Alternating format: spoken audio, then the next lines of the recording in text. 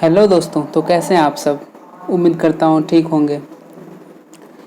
आज मैं आप सबों के साथ लॉ पेपर डिस्कस करने जा रहा हूँ, पेपर नंबर 2। तो चलिए डिटेल डिस्कशन करते हैं इस पेपर का। उम्मीद करता हूँ आप सबका पेपर अच्छा हुआ होगा, और अगर ना भी उतना अच्छा गया हो तो उतना टेंशन लेने की कोई बात नहीं। आगे का पेपर की तैयारी सही से करें। तो चलिए डिस्कस करते हैं। सेक्शन ए में पहला क्वेश्चन है, state with reason whether the following agreement are valid or void. तो इसमें आप सबको बताना था कि ये जो 4 स्टेटमेंट दिया हुआ है, 4 पॉइंट करके, 1 2 3 4, इसमें बताना था आपको कि सभी स्टेटमेंट में कौन सा वैलिड है, कौन सा वॉइड है, और उसके साथ रीज़न भी प्रोवाइड करना था। तो चलिए स्टार्ट करते हैं डिस्कस करना। A clause in a contract provided that no action should be brought upon in case of breach। तो ये पहला और दूसरा क्वेश्चन का मैं आपको आंसर लास्ट में बताऊंगा, वीडियो के लास्ट में। तो वीडियो को लास्ट तक देखें, और अगर आप नए हैं हमारे चैनल पे तो चैनल को सब्सक्राइब करें और वीडियो को लाइक करें। ठीक है, चलिए क्वेश्चन नंबर 3 पे आते हैं, 1 का। X offers to sell his Maruti car to Y. Y believes that X has only Wagon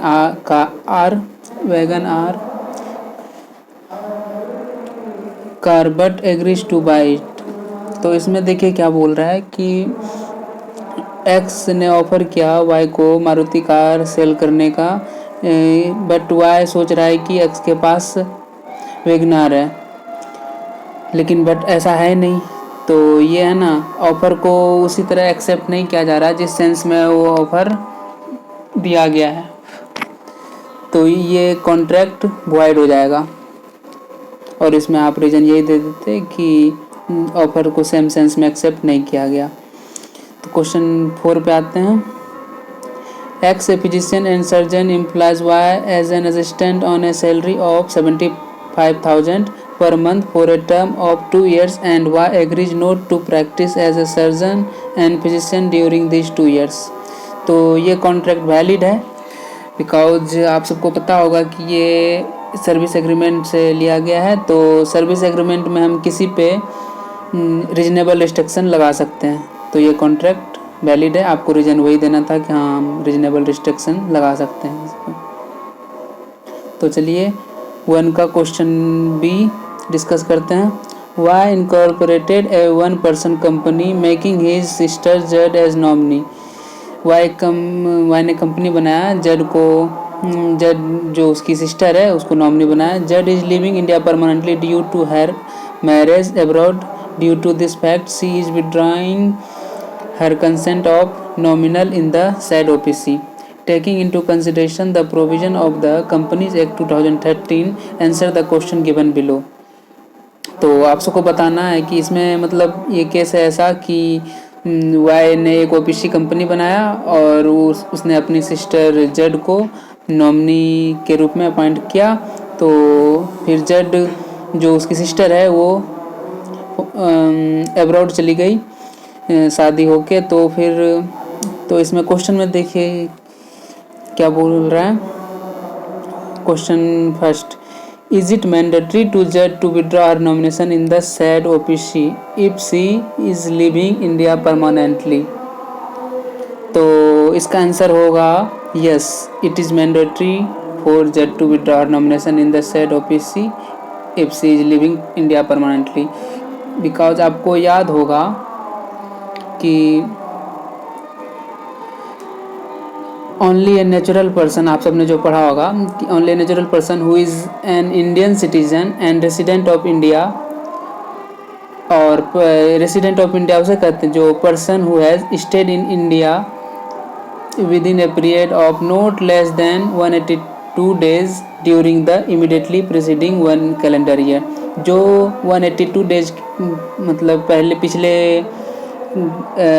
साल में रह चुका, मतलब अभी से प्रीसीडिंग ईयर में,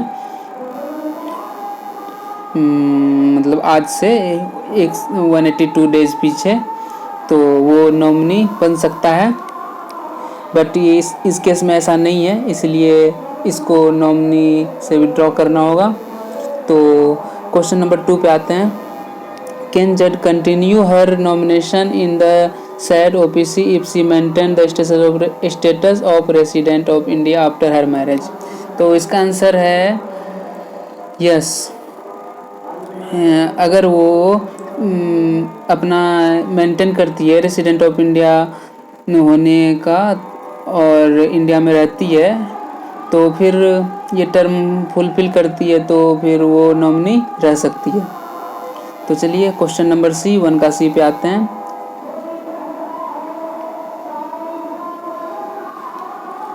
सी में क्वेश्चन में है risk is prima facie passes with property, elaborate in the context the sale of goods act. तो ये आप सबने जैसा कि पढ़ा होगा कि रिस्क ऑनरशिप के साथ पास होता है। तो इसका हम डिटेल डिस्कशन आपको बता देते हैं।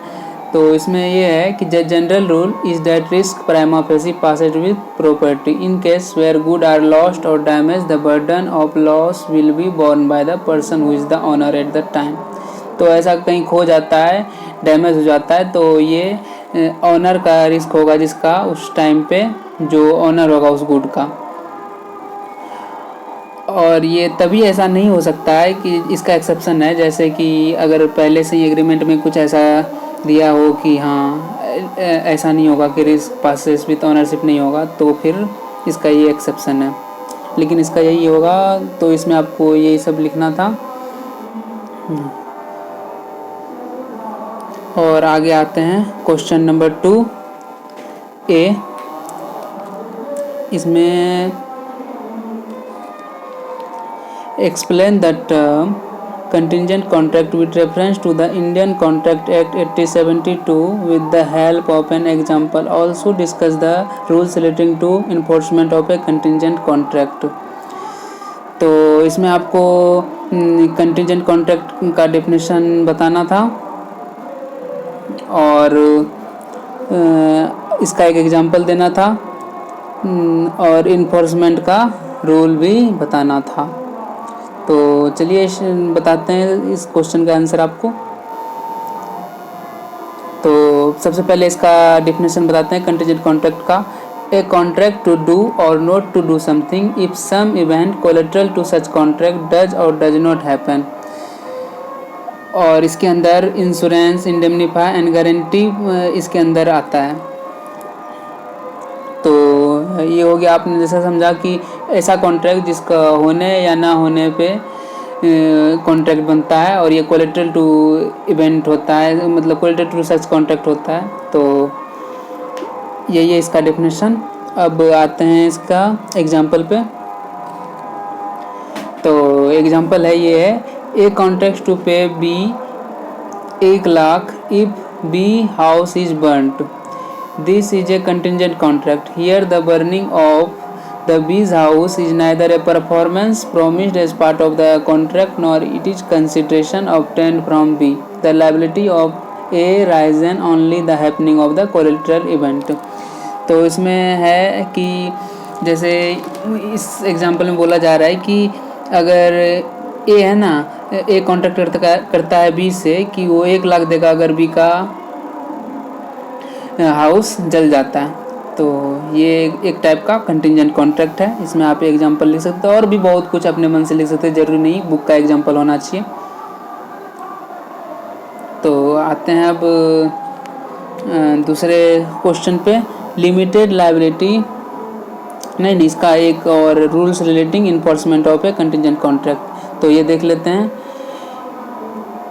Enforcement of contract contingent on an event happening. तो ये इसका पहला पॉइंट हो जाता। और दूसरा पॉइंट में आप लिख देते हैं enforcement of contract contingent on an event not happening. एक तो इवेंट हैपनिंग पे डिपेंड करता और एक इवेंट नॉट हैपनिंग पे डिपेंड करता। और दूसरा है contingent upon the conduct of living person. A contract would cease to be enforceable if it is contingent upon the conduct of a living person when that living person does something to make the event और conduct as impossible of happening. तो ये आप ये तीसरा point हो जाता। और चौथा पॉइंट में आप लिख देते contingent on happening of specified event with in the fix time. और इसका पांचवा पॉइंट हो जाता contingent on specified event not happening with in fix time. और इसका छठा पॉइंट हो जाता contingent on an impossible event. तो ये हो गया। अब क्वेश्चन बी पे आते हैं। Limited liability partnership LLP gives the benefits of limited liability of company on one hand and the flexibility of partnership on the other discuss. तो सबसे पहले आप इसमें LLP का मीनिंग लिख लेते हैं।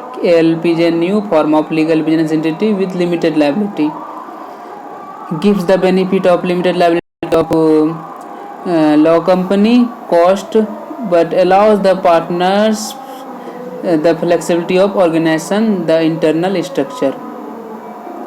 तो इसमें है ना पार्टनरशिप और कंपनी दोनों का कैरेक्टरिस्टिक है, इसलिए दोनों एक तरह से आप सिंपल वर्ड में से कह सकते हैं hybrid of partnership firm and companies.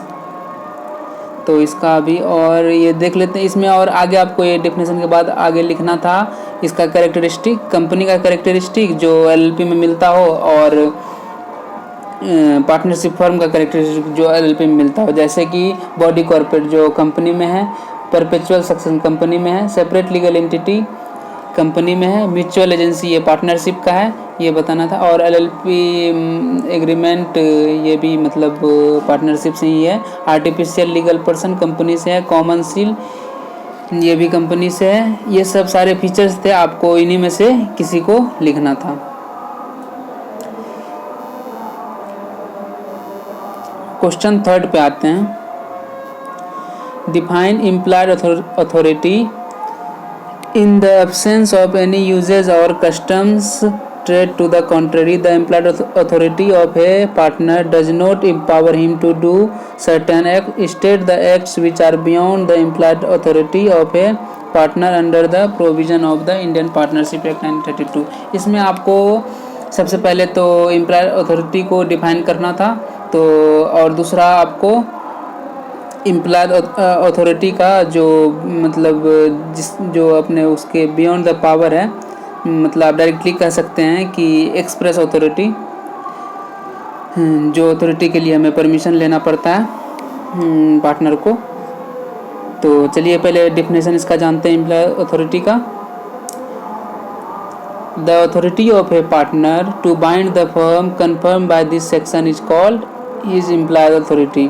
तो आप इसको डिटेल में थोड़ा सा ऐसे जान सकते हैं कि the act of a partner which is done to carry on in the usual way business of that kind carried on by the firm binds the firm. तो ये पार्टनर के द्वारा किया गया एक्ट होता है जिसमें है ना इसको परमिशन नहीं लेना होता है। तो इसका अब मतलब ये अब दूसरा जो पॉइंट है state the acts which the beyond the implied authority. तो ये आपको इसमें ये पॉइंट लिखना था, जैसे कि submit a dispute relating to the business of the firm to arbitration, ये नहीं कर सकता है ये। और open a banking account on behalf of the firm in his own name, हाँ ये भी नहीं कर सकता, ये भी इम्प्लाइड अथॉरिटी के बाहर है। कंप्रोमाइज और रिलिंक्विश एनी क्लेम और portion of A claim bye the firm, ये भी नहीं कर सकता। विड्रॉ ए सूट और proceeding file on behalf of the firm, ये भी नहीं कर सकता। एडमिट एनी लायबिलिटी इन ए सूट और प्रोसीडिंग अगेंस्ट द फर्म, ये भी नहीं। इसी तरह इसके 5-6 पॉइंट और मतलब और थे, आप इसमें से ऐसे लिखना था। तो क्वेश्चन नंबर 3 का बी पे आते हैं। इसमें देखिए X, Y and Z jointly borrowed 90,000 from L, decide each of the following in the light of that Indian Contract Act। तो इसमें है ना XYZ jointly borrow किया है 90,000 from L से लिया है। तो देखते हैं क्वेश्चन नंबर 1 इसका, whether L can compel only y to pay the entire loan of 90,000? तो इसका आंसर है यस। एल वाई को कंपेल कर सकता है 90,000 के लोन के लिए, और एल वाई को लोन मतलब पूरा 90,000 पे भी करना होगा। बाद में ये एक्स और जेड से 30,000 ले सकता है। सेकेंड क्वेश्चन पे आते हैं, whether L can compel only the legal representative of Y to pay the loan of 90,000 if X Y and Z died. अगर तीनों मर जाता है तो खाली हम वाई के रिप्रेजेंटेटिव को लोन के लिए बोल सकते हैं, तो इसका आंसर है नहीं। हमें सभी के लीगल रिप्रेजेंटेटिव को मतलब एल को सभी के रिप्रेजेंटेटिव एक्स वाई जेड को बोलना होगा 30,000 मतलब तीनों को 30,000 पे करने के लिए। क्वेश्चन नंबर थर्ड पे आते हैं, whether Y and Z releases from their liability to L and X is release from his liability to Y and Z for contribution if L releases X from his liability and use Y and Z for payment. तो इसमें देखिए last line में है, ऊपर में कुछ ज़्यादा ही घुमाया हुआ है, if L releases X from his liability and you Y Z. तो एल है ना, एक्स को रिलीज करता है लायबिलिटी मतलब उससे बोलता है कि हाँ उसे नहीं लेता, और स्यू करता है वाई एंड जेड को। तो वाई एंड जेड को पैसे पे करने होंगे 45,000 फिर बाद में ये 15,000 रेस्पेक्टिवली ले सकते हैं। अब ए पे क्वेश्चन 4 का ए नंबर देखते हैं, discuss the right of an unpaid seller against the buyer under the sales of goods act. सबसे पहले अगर आप चाहते तो थोड़ा सा अनपेड सेलर को डिफाइन कर देते हैं, और उसके बाद जिसको अनपेड सेलर वही होता है कि जिसे जो पेड नहीं होता और उसे गुड्स के पैसे नहीं मिले होते हैं। और इसके फिर आपको लिखने थे अगेंस्ट द बायर, हाँ अनपेड सेलर राइट्स, हाँ rights of an unpaid seller against the buyer. तो इसके राइट्स थे जैसे suit for price, suit for damages, और repudiate of contract before due date, और सूट फॉर इंटरेस्ट, ये सब था राइट। अब आगे यही सब आपको लिखना था इसमें से, और इसका 1-2 लाइन हर एक पॉइंट के लिए अपने से लिखना था। अगर आपने पढ़ा है तो फिर आपको तो पता ही होगा। 4 का बी देखते हैं, Mr. M is one of the 4 partners in MSXY Enterprise. He owns a sum of 6 crore to his friend Mr. Z, which is unable to pay on due time. So he wants to sell his share in the firm. Mr. Z for settling the amount. तो in the light of provision of the Indian Partnership Act, discuss each of the following. तो इसका question देखते हैं। Question 1 है कि can Mr. M validly transfer his interest in the firm by way of sale? तो इसका answer है yes. अगर सारे पार्टनर का यूनानिमस कंसेंट मिल जाता है तो ये अपना शेयर ट्रांसफ़र कर सकता है। और क्वेश्चन नंबर 2 देखते हैं, what would be the rights of the transferee Mr Z in case of Mr M wants to retire from the firm after a period of 6 months from the date of transfer. तो इसके rights हो जाएंगे कि ये मतलब तब तक profit में शेयर ले सकता है, और ये बुक को एक्सेस नहीं कर सकता है, और स्टेटमेंट के लिए इश्यू नहीं कर सकता। अब क्वेश्चन नंबर 5 पे आते हैं, उसका ऑप्शन ए। कुछ ज़्यादा ही वीडियो लंबा हो रहा है तो उसके लिए आप चिंता मत करें, क्योंकि हम डिटेल डिस्कशन कर रहे हैं। नॉर्मल तो आपको ओवरव्यू भी दे सकते थे ऐसे।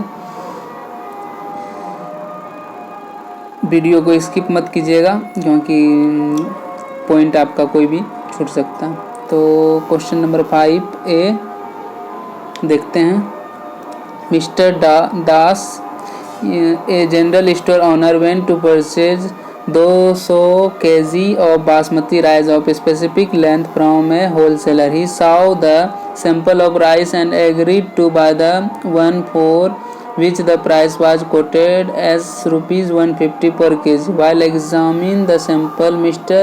Das held to notice that the rice contained a mix of long and short grain of rice. The wholesaler supplied the required quantity exactly the same as shown in the sample. However, when Mr. Das sold the rice of one his regular customers, he complained that the rice contained two different qualities of rice and returned the rice. With reference to the provision of the sales of goods and entity, discuss the option open to Mr. Das for grievance redressal. What would be your answer in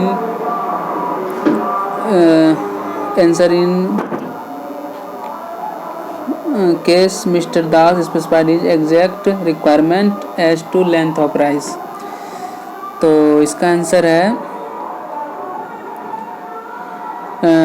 देखते हैं मतलब इसका हाँ mister दास के लिए मतलब वो है ना इसमें सेल बाय डिस्क्रिप्शन और सेल बाय सैंपल, तो उसने सैंपल तो ऐसे देख ही लिया था और ये सेल बाय डिस्क्रिप्शन का फॉल्ट है, तो आपको सेल बाय डिस्क्रिप्शन इसमें इसका एग्जांपल और इसका केस स्टडी आपको बताना था, और कुछ पार्ट इसका सेल बाय सैंपल का भी है फॉल्ट, तो आप उस हिसाब से अपना आंसर लिखते हैं। और आगे अब क्वेश्चन नंबर 6 पे आते हैं। ये क्वेश्चन लास्ट क्वेश्चन है लॉ का। तो question number 6, explain what is meant by supervening impossibility as per the Indian Contract Act 1872 with the help of an example. What is the effect of such impossibility? तो supervening impossibility जैसे कि आप सबको पता है कि अनसर्टेन इवेंट जो हम सबके हाथ में नहीं रहता, नेचुरल क्लैमिटी और चेंजिंग इन द लॉ, तो ये सब सुपरवीनिंग इम्पॉसिबिलिटी है। इसका एग्जांपल पहले तो हम सबको डेफिनेशन बता देना था और ये आप सबको पता भी होगा। एग्जांपल में आप ये लिखते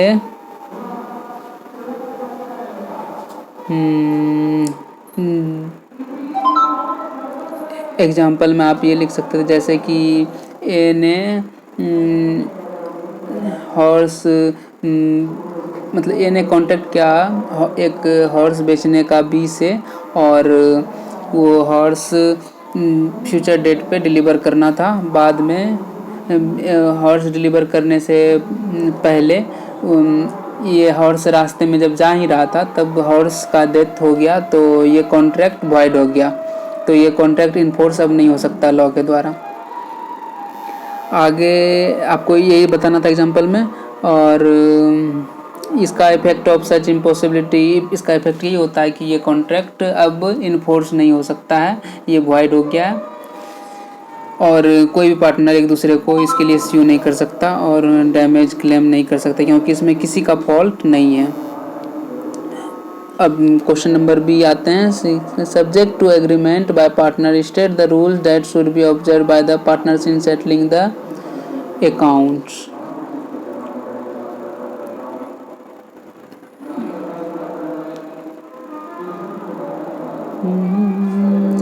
तो सब इसमें आपको ये बताना था accounts of the firm after dissolution under the provision of the inter partnership act, मतलब डिसोल्यूशन के बाद अकाउंट्स का सेटलमेंट कैसे होता है।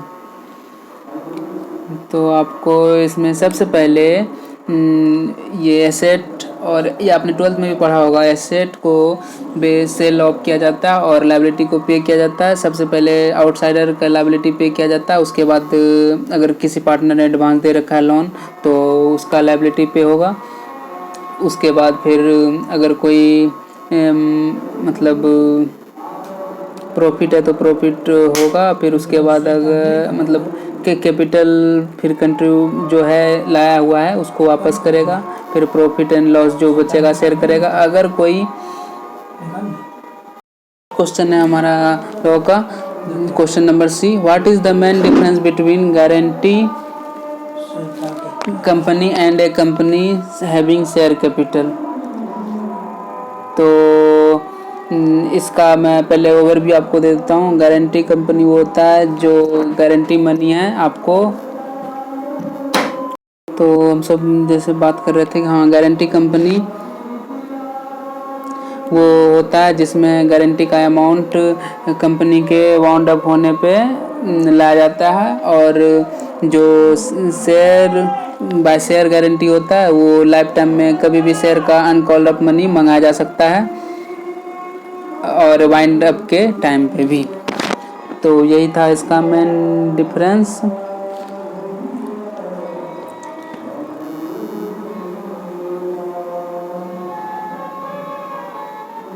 और एक क्वेश्चन लग रहा है हमने छोड़ दिया है।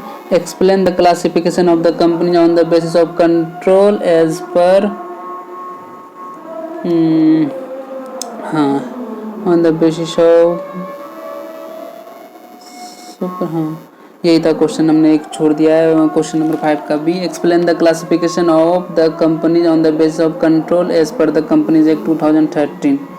तो इसका आंसर है on the basis of control, इसका होल्डिंग और एसोसिएट कंपनी था।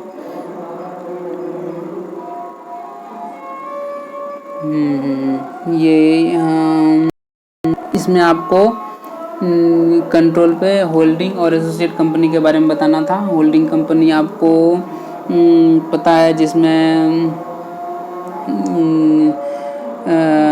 मतलब सब्सिडरी कंपनी होता है, मतलब जो सब्सिडरी कंपनी को होल्ड करता है वो होल्डिंग कंपनी हो गया, और सब्सिडरी कंपनी जिसको होल्ड करता है, जिसका 50% से ज़्यादा शेयर या 50% से ज़्यादा डायरेक्टर की दूसरे कंपनी के कंट्रोल में होता है, जो होल्ड कर रहा है वो होल्डिंग कंपनी, और जिसको होल्ड कर रहा है वो सब्सिडरी कंपनी।